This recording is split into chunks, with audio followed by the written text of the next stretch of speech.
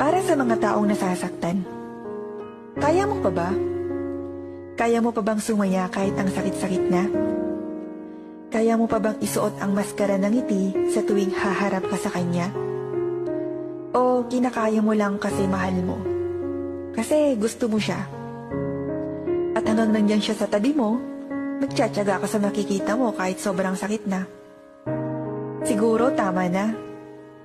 Uso naman mamahinga. Hindi palaging kailangan na on duty ka. Hindi naman kailangan palaging may kalandian ka. Hindi din palaging kailangan na may hinahabol ka. Lumilipas ang panahon, ang mundo'y tila hindi na sumasang-ayon. Dati mahal ka niya. Dati ikaw lang ang gusto niya. Dati ikaw lang ang hinaharot niya. Pero di mo namalayan na madali rin pala siyang magsawa.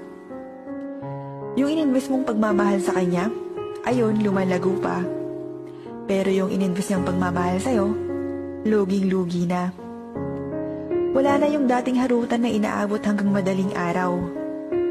Wala na din yung tampuhan yung 1 minuto lang, maaayos na. Wala na din yung I love youhan yung punong-puno ng kilig na hanggang umaga. Wala na. Wala na siya. At minsan sa relasyon ng iba, wala namang naging sila. Landian lang kumbaga. Isa pa to eh. Lalandiin ka, tapos iiwan ka na lang bigla. Pakikiligin ka, pero kapag na-fall ka, huyo ka na. Minsan paggagastusin ka pa. Tapos kapag wala ka na, hahanap na yan ng iba. Oo, uso ang mag-move on. Pero kaka-move on mo, paulit-ulit namang nadadapa ka kung saan walang mapupulot na siya. Uulit hanggang sa may bagong makikilala. Akala mo siya na. Pero ayan na naman ang sutil na tadhana. Ayan na naman ang kubidong pumapana at humahanap ng magbibiktima. Biktima ng landian lang, bawal seryosohan. Sadik magpakilig pero takot sa commitment. Trial and error. Itatry ka, tapos kapag hindi gumana, iiwan ka.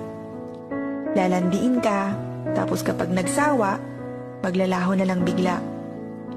Ipaparamdam sa'yo na ikaw lang, pero sandamakmak naman pala kayo. Magpapakatadhana pero hindi ka naman papanindigan. Yung mahal ka ngayon, tapos bukas, huyo ka na. Minsan akala mo sobrang halaga mo.